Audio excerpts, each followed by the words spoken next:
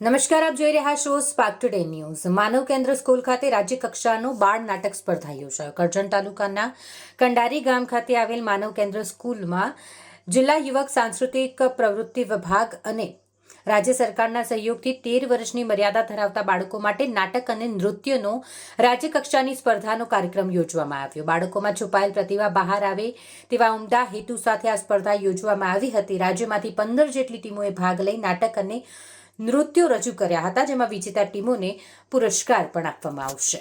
મારું નામ શિવશંકર જોશી અને હું પાટણ જિલ્લામાંથી મારી ટીમ લઈને આવ્યો છું આજે બાળ નાટકની અહીંયા કરજણ મુકામે। વડોદરા જિલ્લાની જે રમતગમત કચેરી યુવક સાંસ્કૃતિક પ્રવૃત્તિ વિભાગ દ્વારા અને રાજ્ય સરકારના સહયોગથી જે આ આયોજન થયું છે, આ રાજ્ય સરકારનો એક સરસ પ્રયત્ન છે કે બાળકોમાં રહેલી પ્રતિભા ખીલે અને બાળક પણ એનામાં જે કૌશલ્ય છે એ બહાર આવે અને ખાસ કરીને નાના બાળકો કે જે 13 વર્ષની મર્યાદા ધરાવે જેવા બાળકો માટે બાળ નાટકની સ્પર્ધા આજે યજમાન પદ જે રાજ્ય કક્ષાનું છે વડોદરા જિલ્લાએ સ્વીકાર્યું છે અને ખૂબ સરસ આયોજન કર્યું છે।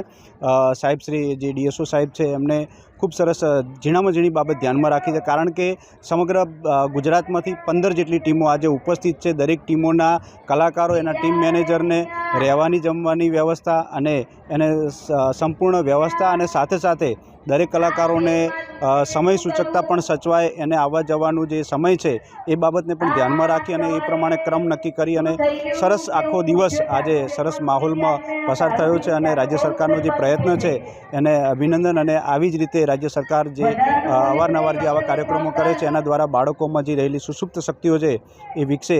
આ જ રીતે કલા મહાકુંભ થાય છે, બાળ પ્રતિભા શોધ થતી હોય છે અને આવા જુદા જુદા કાર્યક્રમો દ્વારા બાળકો પોતાની શક્તિનું પ્રદર્શન કરતા હોય છે।